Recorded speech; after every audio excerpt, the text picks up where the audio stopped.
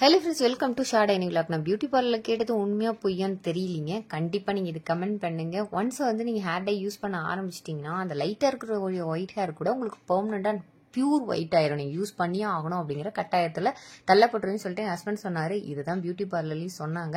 சரி, இதுக்காக தான் நான் ஹோம் ரெமடி என்ன பண்ணேன் அப்படின்னு கேட்டிங்கன்னா, ஹென்னா பவுடர் ரெடி பண்ணி போடலான்னு பார்த்தேன். அதை நிறைய ட்ரை பண்ணி பார்த்தேன், ஆனால் ஒர்க் அவுட்டே ஆகலை.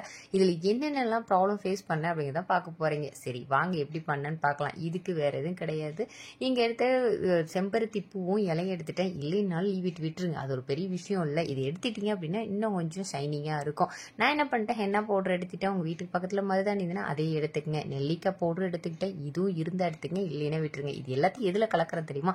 இன்ஸ்டன்ட் காஃபி பவுடர் இருக்குல்ல, அந்த தண்ணியில் தான் கலந்துட்டேன். சரி, இது என் கையில் கிடைச்சதுனால இது ரெண்டையும் நல்லா ஃபைன் பேஸ்ட்டாக அரைச்சிட்டேன். எப்போவுமே செம்பருத்தி பூவும் இலையும் உங்களுக்கு எப்படி இருக்கும், நல்ல ஒரு சைனிங்கை கொடுக்கும். கண்டிப்பாக கிடைச்சின்னா போட்டுங்க, இல்லைன்னா கிடைக்கும்போது பறித்து நல்லா காய வச்சு பவுடர் பண்ணி வச்சுக்கிங்க. எப்போல்லாம் நீங்கள் ஹேர் பேக் போடுறீங்களோ அப்போல்லாம் யூஸ் பண்ண ஆரம்பிச்சிக்கிங்க. நான் இப்போ இதில் என்னென்னலாம் ஃபேஸ் பண்ணான்னு கேட்டிங்கன்னா, இது ரெண்டையும் கலந்துட்டு கிட்டத்தட்ட வந்து பார்த்திங்கன்னா 2 to 3 hours ஊற வச்சுட்டேன். இது கூடயே அரிசி ஊற வச்ச தண்ணியோ இல்லை அப்படின்னா கஞ்சி தண்ணியோ நீங்கள் ஊற்றிக்கலாம். இன்னும் நல்லா ஒரு ஹேருக்கு சைனிங் கிடைக்கும்.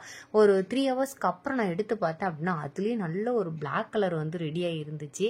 நீங்கள் லைட்டாக தான் உங்களுக்கு வந்து வெள்ள முடி இருக்குது அப்படின்னா அதுவே போதுங்க. உங்களுக்காக தான் நான் அந்த கையில் அப்ளை பண்ணி கையே வீணாயிடுச்சுன்னு சொல்லலாம். இந்த ஓரத்தில் இருக்குது பாருங்கள், அது ஃபுல்லாக எடுத்து பார்த்தீங்க அப்படின்னா பயங்கர பிளாக்காக இருந்தது. இது ஃபுல்லாக அப்ளை பண்ணி 3 to 4 hours நல்லா வச்சுருந்தீங்க அப்படின்னா நல்ல ஒரு பிளாக்கும் இல்லாமல் ப்ரௌன் இல்லாமல் ஒரு கலர் ஆகும். இது பாருங்கள், வாஷ் பேஷனில் இருந்தது இந்த கலரில் இருந்துச்சு. என்னென்னா இந்த மருதாணி பேக் மட்டுமே இந்த அளவுக்கு எனக்கு நல்ல கலர் வந்து கொடுத்தது. ஆனால் நிறைய ஒயிட் ஹேர் இருந்ததுன்னா இது சுத்தமாக ஒர்க் அவுட் ஆகாது. இதுக்கு இன்னும் நான் அடுத்த ஸ்டெப் என்ன பண்ணேன், அதை நல்லா வாஷ் பண்ணி முடிச்சதுக்கு அப்புறமா அவுரி இலை பொடின்னு சொல்லிட்டு ஒன்று கடையில் கிடைக்கும். இது வந்து நல்ல க்ரீன் கலரில் இருக்கும். இதை வாங்கி கட் பண்ணிட்டு உங்கள் ஹேருக்கு எவ்வளோ வேணுமோ அவ்வளோ நீங்கள் மிக்ஸ் பண்ணிக்கிங்க. ஆனால் இதில் சில ட்ராபேக்ஸும் இருக்குது. நான் அப்படியே தண்ணியில் மிக்ஸ் பண்ணிவிட்டு ஒரு 15 நிமிஷம் கழித்து அப்படியே அப்ளை பண்ணிவிட்டு வாஷ் பண்ண ஹேர் வந்து நல்லா வந்து ஒரு பிளாக் கலரை கொடுத்தது.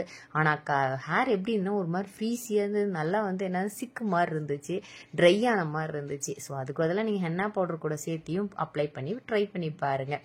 சரி, அடுத்தது என்ன பார்க்க போகிறீங்க அப்படின்னு கேட்டிங்கன்னா, முடக்கத்தான் தலையோட சூப்பு. இல்லை அப்படின்னா இது எதுக்கு உங்களுக்கு யூஸ்ஃபுல்லாக இருக்கும் அப்படின்னு கேட்டிங்கன்னா, கை கால் வலி இல்லை மூட்டு வலி இந்த மாதிரிலாம் இருந்துச்சு அப்படின்னா டிஃபால்ட்டாக முடக்கத்தான் தலை சாப்பிடுங்கப்பான்னு சொல்லுவாங்க.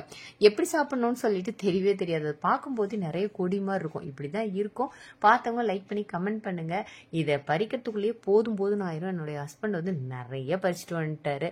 ஸோ இது எல்லாத்தையும் நான் நல்லா க்ளீன் பண்ணி முடிச்சுட்டு அதுக்கப்புறமா வாஷ் பண்ணிட்டேங்க. இந்த சட்னி ப்ரிப்பேர் பண்ணோன்னா ரொம்ப ரொம்ப ரொம்ப சிம்பிளான விஷயந்தான். சட்னியாகவும் ரெடி பண்ணிக்கலாம், இல்லை அப்படின்னா தோசை மாதிரியும் நீங்கள் ரெடி பண்ணி சாப்பிடலாம். ஏதாவது ஒரு விதத்தில் நம்மளுக்கு வயிற்றுக்குள்ளே போனால் போதும், அவ்வளோதான். மற்றபடி எதுவுமே கிடையாது. நீங்கள் என்ன பண்ணால் இதை நல்லா வாஷ் பண்ணி முடிச்சுட்டு நல்லா எண்ணெயில் வச்சு ஃப்ரை பண்ணிடுங்க. அதுக்கப்புறம் நல்லா மிக்ஸி ஜாரில் அரைச்சிட்டு அதை கொஞ்சம் எடுத்துக்கங்க. இதே அளவு நீங்கள் என்ன பண்ணிக்கலாம், உங்கள் கையில் தோசை மாவு இருக்கும் இல்லையா, ஸோ அதையும் அது கூட நல்லா மிக்ஸ் பண்ணி எடுத்துக்கங்க. தேவைப்பட்ட வெங்காயம், சீரகம் இது எல்லாமே உங்களுக்கு ஆப்ஷனல் தான், சேர்த்துக்கிறதும் இருக்கிறதும். ஸோ இதை நல்லா மிக்ஸ் பண்ணதுக்கப்புறம் இந்த தோசையை ஃபஸ்ட்டு ட்ரையல் பார்த்தது யார் தெரியுங்களா? என்னுடைய பையன் தான்.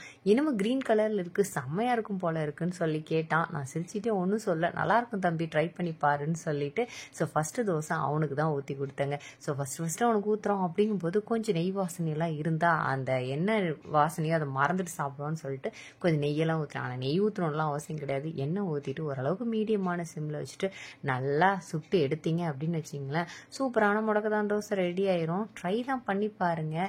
ட்ரை பண்ணி பார்த்துட்டு எப்படி இருந்ததுங்கிறத கமெண்ட் பண்ணால் தயவு செஞ்சு மறக்காதீங்க. கூடயே வந்து பார்த்தீங்க அப்படின்னா ஒயிட் தோசையும் ஊற்ற ஆரம்பிச்சாச்சு. அப்போ தான் வீட்டில் இருக்கிறவங்க எல்லாருமே சாப்பிட ஆரம்பித்தாங்க. கை கால் வலி மூட்டு வலி இருந்ததுன்னா மறக்காமல் இதை ட்ரை பண்ணுங்கள். இது ரெண்டே ட்ரை பண்ணி பார்த்துட்டு எப்படி இருந்தது கமெண்ட் பண்ணுங்கள். பிடிச்சிருந்தா லைக் பண்ணி சப்ஸ்கிரைப்